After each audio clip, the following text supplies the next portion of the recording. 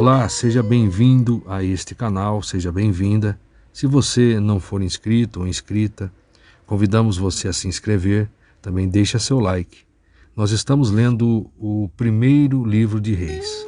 Tá? Se você quiser acompanhar, basta você clicar, acionar ali o sininho para receber as próximas notificações das próximas postagens. Tá? Então, nesse momento, sem delongas, vamos para o conteúdo de hoje. Primeiro livro de Reis, capítulo 16. A palavra de Deus contra Baasa. Então a palavra de Yahvé veio a Eude ben Hanani, Jeú, filho de Hanani, contra Baasa, afirmando: Eu te ergui do pó e o fiz líder de Israel, o meu povo. Mas preferiste seguir os caminhos de Jeroboão e induziu o meu povo a fazer o que era mal, e provocar minha ira por causa dos pecados deles. Por isso varrerei Baasa e sua casa. Tornarei sua casa semelhante à de Jeroboão, filho de Nebate. Versículo 4. Todo membro da família de Baasa que morrer na cidade será devorado pelos cães, e o que morrer no campo será comido pelas aves do céu. Versículo 5. O resto da história de Baasa, seus atos e realizações, estão escritos no livro das crônicas dos reis de Israel. Baasa adormeceu com seus pais e foi sepultado em Tirza. Então Elá, seu filho, reinou em seu lugar. O reinado de Elá em Israel. Versículo 7. Além disso, por intermédio do profeta Jeú, filho de Hanani, chegou a palavra de Yahvé e foi transmitida a Baasa e a sua casa, não apenas por causa de todo o mal que fizera aos olhos do Senhor, irritando-o grandemente com suas atitudes, tornando-se semelhante à família de Jeroboão, mas também por ter exterminado essa casa. A conspiração de Zinri. Versículo 8. No 26º ano de Asa, rei de Judá, Elá, filho de Baasa, começou a governar em Tirza sobre o povo de Israel e reinou 2 anos. Versículo 9. Seu servo Zinri, chefe da metade de seus carros, conspirou contra ele. Estando ele em Tirza, bebendo e embriagando-se em casa de Arza, seu mordomo do palácio em Tirza. Zinri entrou, feriu-o de morte, no 27º ano de Asa, rei de Judá. Depois reinou no lugar dele. Versículo 11. Logo que se tornou rei e sentou-se no trono, massacrou toda a família de Baasa, sem lhe deixar vivo um só dentre todos os que urinam na parede, e matou também seus parentes e seu amigo. Versículo 12. Zinri exterminou toda a casa de Baasa, segundo fora predito de acordo com a palavra de Yahvé, que ele falara contra Baasa por intermédio do profeta Jeú. Versículo 13. Por causa de todos os pecados que cometeram Baasa e Elá, seu filho, e fizeram Israel cometer, provocando a ira de Yahvé, o Senhor Deus de Israel, mediante seus ídolos vãos. Versículo 14. Os demais atos de Elá e todos os seus feitos estão escritos nos registros históricos dos reis de Israel. O reinado de Zinri em Israel. Versículo 15. No 27º ano do reinado de Asa em Judá, Zinri foi rei de todo o povo de Israel, em Tirza, durante 7 dias. Os soldados israelitas estavam sitiando a cidade filisteia de Gibeton. Versículo 16. Quando o acampamento dos israelitas recebeu esta notícia, Zinri promoveu um motim e inclusive matou o rei. Todo Israel, na mesma hora, no acampamento, proclamou o comandante do exército, Onri, rei em Israel. Versículo 17. Onri e todo o Israel com ele Deixaram Gibeton e vieram sitiar Tirza. Versículo 18.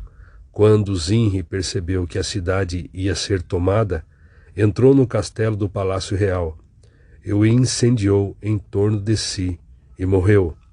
Versículo 19.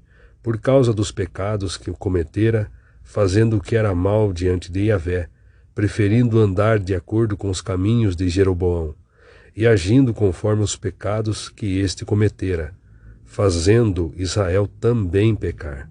Versículo 20. O resto da história de Zinri e a conspiração que ele tramou não estão todas escritas no livro das crônicas dos reis de Israel? O governo do rei Onri em Israel. Versículo 21. Então o povo de Israel se dividiu. Metade preferiu e apoiou Tibni, filho de Ginate, para proclamá-lo rei, e a outra metade defendia a proclamação de Onri ao trono. Versículo 22. Mas o partido de Onri prevaleceu sobre o de Tibni, filho de Ginate, de modo que Tibni morreu e Onri reinou. Versículo 23. No ano 31 do reinado de Asa em Judá, Onri se tornou rei de Israel e governou 12 anos. Nos 6 primeiros anos, ele administrou a partir de Tirza. Versículo 24. Ele comprou de Shemer, Semer, a colina de Samaria, pelo valor correspondente a 70 quilos de prata, e construiu sobre este monte uma cidade fortificada, e lhe deu o nome de Shonron, Samaria, em homenagem ao nome de Semer, o antigo proprietário dessa colina. Versículo 25. Contudo, Onri fez o que era mal aos olhos do Senhor, superando com seus erros em muito a todos os seus antecessores. Versículo 26. Imitou em tudo a conduta de Jeroboão, filho de Nebate, e todos os pecados a que este conduzira Israel a praticar, irritando sobremaneira a Yahvé, o Senhor Deus de Israel, com seus ídolos absolutamente inúteis. Versículo 27. Os demais atos de Onri e o seu poder estão descritos no registro histórico dos reis de Israel. Versículo 28. Onri adormeceu com seus pais e foi sepultado em Samaria. Seu filho Acabe passou a reinar em seu lugar. Introdução ao reinado de Acabe. Versículo 29. No ano 38 do reinado de Asa, em Judá, Acabe, filho de Onri, se tornou rei de Israel e governou durante 22 anos em Samaria. Versículo 30. Ele fez o que era mal diante dos olhos de Yahvé, o Senhor Deus de Israel. E todas as suas atitudes foram ainda piores do que qualquer um dos que haviam reinado antes dele. Versículo 31. Acabe considerou que não teria qualquer importância cometer os mesmos erros de Jeroboão, filho de Nebate.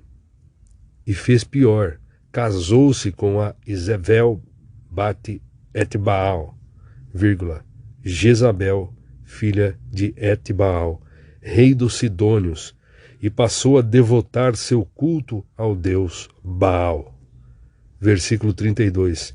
Ele ergueu um altar ao deus Baal no templo de Baal, que também construíra em Samaria. Versículo 33. Em seguida mandou fazer um poste sagrado, de maneira que Acabe cometeu tantos atos abomináveis que conseguiu provocar a ira de Yahvé, o Senhor Deus de Israel, muito mais do que todos os reis de Israel que o precederam. Durante o seu reinado, Riel, de Betel, reconstruiu Jericó. Lançou os alicerces à custa da vida do seu primogênito, Avirã, Abirão. E quando conseguiu estabelecer as portas da cidade, seu filho caçula, Segube,